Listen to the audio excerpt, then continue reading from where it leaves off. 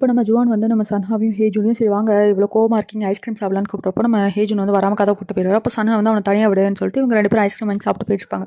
அப்போ வந்து ஹேஜூன் சொல்லுவாங்க, ஐ மீன் ஜுவான் சொல்லுவாங்க, இந்த மாதிரி அப்பா சொன்னாங்க ஹேஜூன் வந்து அவங்க அம்மா ரொம்ப மிஸ் பண்ணுறானா, அதான் இப்படி நடந்துக்கிறான் போலன்னு சொல்கிறப்போ நம்ம சன்ஹாவும் எனக்கு தெரியுது அவன் எப்படி தான் இந்த மாதிரி கொடூரமான வாழ்க்கையில் உலகத்தில் சர்வைவ் ஆக போகிறான்னு தெரியல, இவ்வளோ இன்னசென்ட்டாக இருக்கான்னு சொல்லிட்டு நம்ம சன்ஹா சொல்லுவார்.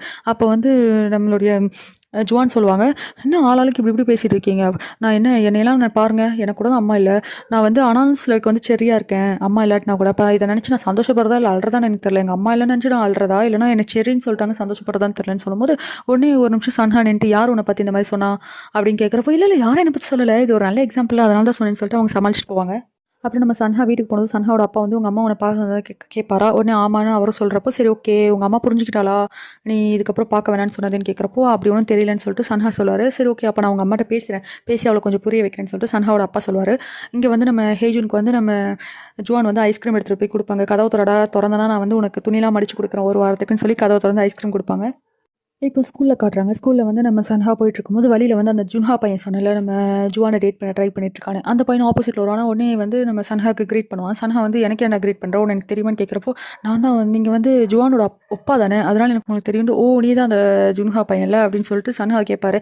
உடனே ஆமாமானும் போது சன்ஹா வந்து சொல்லுவார், அவள் பார்க்க பெரிய பொண்ணு மாதிரி தெரியலாம், ஆனால் ஒரு குழந்தை, அவளை வந்து எந்த வகையில் நீ ஹர்ட் பண்ணிடாத, தயவு பண்ணி ஃப்ரெண்ட்ஷிப்பை தாண்டி எதுவுமே வச்சுக்காத, ஃப்ரெண்டாக மட்டும் நீ அவளுக்கு இருன்னு சொல்லிட்டு வார்ன் பண்ணுவாரா. உடனே வந்து ஆமாம் உனக்கு ஜுவான் பற்றி ஒன்றுமே தெரியாது, அப்புறம் எதுக்கு உனக்கு ஜுவானை பிடிக்குன்னு சொல்லிட்டு சன்ஹா கேட்குறப்போ அவள் வந்து அம்மா இல்லாதவங்களுக்கு ஒரு செரி மாதிரி இருக்கால அப்படின்னு சொல்லிடுவாரா. உடனே அவ்வளோதான், இதை கேட்ட உடனே ஓ நீ தான் இதை அவட்ட சொன்னதான்னு சொல்லிட்டு இவருக்கு செம்ம கடுப்பாயிரும், முறைச்சிக்கிட்டே அடிக்கிற மாதிரி வருவார்.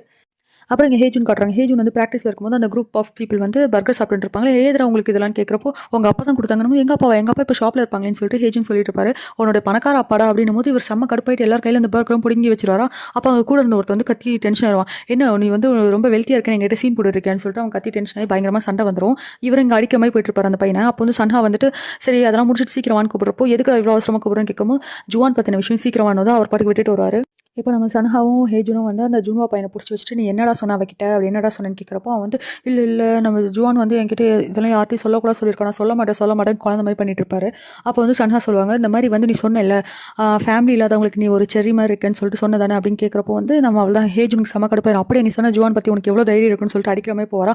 அந்த நேரம் பார்த்து நம்ம ஜுவான் வந்து ஓடி வந்துருவாங்க, அடிக்காதீங்கடான்னு சொல்லிட்டு. ஆனால் அவங்க வந்து காலர் பிடிச்சி வச்சுட்டு இருப்பாரு, நம்ம ஜுன்ஹா காலரை ஹேஜூன் பிடிச்சி வச்சுட்டு இருப்பாரு. அப்போ வந்து ஜுவான் சொல்லுவாங்க, அவள் வந்து அம்மா பற்றி எதுவுமே சொல்லலை, அவன் ஜஸ்ட் வந்து கொஞ்சம் டிஃப்ரெண்ட்டான ஃபேமிலியில் இருக்குமேன்ற மாதிரி ஒரு விஷயத்த இன்டெரக்டாக தான் சொன்னான், டேரெக்டாக எதுவுமே ஹர்ட் பண்ணல அப்படின்னு சொல்லிட்டு நம்ம ஜுவான் கத்தின்னு இருப்பாங்க. உடனே வந்து நம்ம ஜுன்ஹா பையன் இருக்கால அதான் டேட் பண்ண ட்ரை பண்ணிருக்காங்க, அந்த பையன் சொல்லுவான், நீ தானே யார்ட்டையும் சொல்லக்கூடாது சொன்ன, அப்புறம் நீ எதுக்கு இப்போ இதை சொல்லிட்டு இருக்க அப்படின்னு கேட்குறப்போ அப்புறம் எதுக்கு அவனை அடிச்சிட்டு இருக்கான், அதுக்காக தானே நான் சொல்லிட்டு இருக்கேன் ஜுவான் சொல்லுவாங்க. அப்போ தான் வந்து நமக்கு பாஸ்ட்டில் காட்டுறாங்க, ஆக்சுவலி அவர் அடிக்க போயிருக்க மாட்டார், ஹேஜூன் அடிச்சிடாரோன்னு பயந்து வந்து நம்ம ஜுன்ஹா பின்னாடி போகிறப்போ கீழே விழுற மாதிரி போயிருப்பாரா. அதனால வந்து அதை பிடிக்க போகிறதுக்காக தான் ஹேஜூன் ட்ரை பண்ணியிருப்பாரு, அதனால தான் காலர் பிடிச்சிட்டு இருப்பாரு. ஓ இதான் விஷயமான்னு சொல்லிட்டு தலை சுரிஞ்சுட்டு இருப்பாங்க. வந்து நம்ம ஜுவான் அப்பாவோட கடைக்கு வந்து நம்ம சன்ஹாவோட அம்மா வந்திருப்பாங்க. அந்த குட்டி குழந்தை இருக்குல்ல அவங்களோட ரீமேரேஜ் பண்ணிக்கிட்டாங்களா அதில் பிறந்த குழந்தையும் கூப்பிட்டு வந்திருப்பாங்க. அப்போ ஜுவான் அப்பாட்ட சொல்லுவாங்க, எனக்கு வெளியே வந்து நிற்க ஒரு மாதிரி இருக்குது, நான் கடைக்குள்ளே வந்து சன்ஹா வரைக்கும் வெயிட் பண்ணுறேன்னு சொல்லிட்டு வெயிட் பண்ணிட்டு இருப்பாங்க. அப்போ பார்த்து சன்ஹாவும் ஸ்கூல் முடிஞ்சிட்டு வரும்போது ஷாப் வெளியே இருந்தே அவங்க அம்மா உள்ளே இருக்கிறத பார்த்துட்டு ஒரு பாட்டுக்கு உள்ளே வராமே வெளியே போயிடுவாரா. அப்போ வந்து சன்ஹாவோட அம்மாவும் அந்த குட்டி குழந்தைய ஓடி போயிட்டு அந்த குட்டி குழந்தைய வந்து சன்ஹாவோட அம்மா சொல்லுவாங்க, ஒப்பான்னு கூப்பிடுன்னு. அந்த குழந்தை வந்து ஒப்பான்னு கூப்பிடுவோம். உடனே இவருக்கு என்ன பண்ண தெரியாது, உடனே திரும்பி பார்த்து நின்றுட்டு சரி பேசலான்னு சொல்லிட்டு திரும்பி ரெஸ்டாரண்ட்குள்ளே வருவாங்க. ரெஸ்டாரண்ட்குள்ளே வந்து பேசிட்டு இருக்கும்போது வந்து அவர்கிட்ட வந்து பேசுகிறப்போ அவர் வந்து கத்துவார், எத்தனை தடவை சொல்கிறேன் என் லைஃப்பில் தலையிடாதீங்க, நான் இல்லாமல் ஒரு நல்லபடியான ஒரு லைஃப் நீங்கள் வாழுங்கன்னு சொல்கிறேன் அப்படி சொல்லி கத்திட்டு இருப்பாரா. அப்போ வந்து அப்பா உங்கள்கிட்ட சொல்லலையான்னு கேட்குறப்போ வந்து நம்ம சன்ஹாவோட அம்மா புரிஞ்சிக்க மாட்டாங்க, இல்லை நம்ம ஃபேமிலியை தான் வாழணும் அப்படின்னு இன்சிஸ்ட் பண்ணிட்டு இருக்கும்போது வந்து அந்த குழந்தைய இருக்குமோ உடனே வந்து நம்ம சன்ஹா என்ன பண்ணுறதுன்னு தெரியாமல் ஜுவானை கூப்பிட்டு அந்த குழந்தைய வெளியே கூப்பிட்டு போ கொஞ்சம் நேரம் சொல்லிட்டு அதுக்கப்புறமேட்டுக்கா ரொம்ப ஹாஷாக வந்து அவங்க அம்மாட்ட பேச ஆரம்பிச்சிருவாரு. நல்லா புரிஞ்சுக்கோங்க, நான் வந்து உங்கள் கூட எங்கேயுமே வர மாட்டேன் அப்படி கேட்குறப்போ நான் அப்போ இங்கே தான் படிக்க போகிறேன் காலேஜ் அப்படின்னும் நான் இங்கே தான் படிக்க போகிறேன்னு சன்ஹாவோட அம்மா கத்துவாங்க. சோலில் தான் வந்து நல்ல யூனிவர்சிட்டியாக இருக்கு, நீ அங்கே வந்து படிச்சாதான் உன் லைஃப் நல்லா இருக்கும்னு சொல்லிட்டு அவர் கத்திட்டு இருப்பாங்க. அப்போ இவங்க டென்ஷன் ஆகி எனக்கு உங்கள் கூட வர பிடிக்கலன்னு உங்களுக்கு புரியலையா, லைஃப் எப்படியோ போட்டோம், நான் ஒருத்தர் இருக்கதே மறந்துடுங்க அப்படின்னு சொல்லிட்டு சன்ஹா கத்திட்டு இருப்பாரு. அப்போ வந்து கரெக்டாக ஹேஜூனும் வந்து கடைக்குள்ள வர போகிறா. அப்போ என்ன பண்ணுவாங்க, சன்ஹாவோட அம்மா வந்து நம்ம சன்ஹாவோட கையை பிடிச்சிட்டு எனக்கு உன் கூட சேர்ந்து வாழணும்னு ஆசையாக இருக்குது ப்ளீஸ் புரிஞ்சுக்கோன்னு சொல்லுவாங்களா. இதை பார்த்த உடனே நம்ம ஹேஜூனுக்கு வந்து அவங்க அம்மா சின்ன வயசில் அவர் கையை விட்டுட்டு போனாங்களா அந்த மெமரிஸ்லாம் வரும். வந்துட்டு இவர் ரொம்ப ஃபீல் பண்ணிட்டு இருப்பாரு. அப்போ கூட சன்ஹா என்ன பண்ணுவார், கடுப்பாயிட்டு கையை உதறி விட்டு வெளியே போவார்.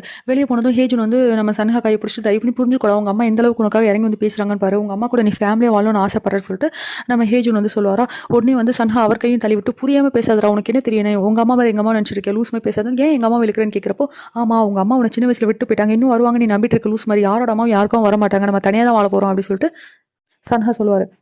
ஹேஜுன் கடுப்பாயிரு, எங்கள் அம்மா வரேன்னு சொன்னாங்க, வருவாங்க கண்டிப்பாக அப்படின்போது சன்ஹா கத்துவார், குழந்தையாடா நீ, யார் என்ன சொன்னாலும் நம்பிட்டு இருப்பியா, வரமாட்டாங்க உங்கள் அம்மா இனிமேல் திரும்பி அப்படின்னு ரியாலிட்டி பேசும்போது நம்ம ஹேஜுன் கடுப்பாயிட்டு வந்து சன்ஹாவை அடிச்சிருவாரு. அடிச்ச உடனே அவருக்கு நோஸ்ல வந்து ப்ளீடிங் வரும், கீழே விழுந்துருவாரு.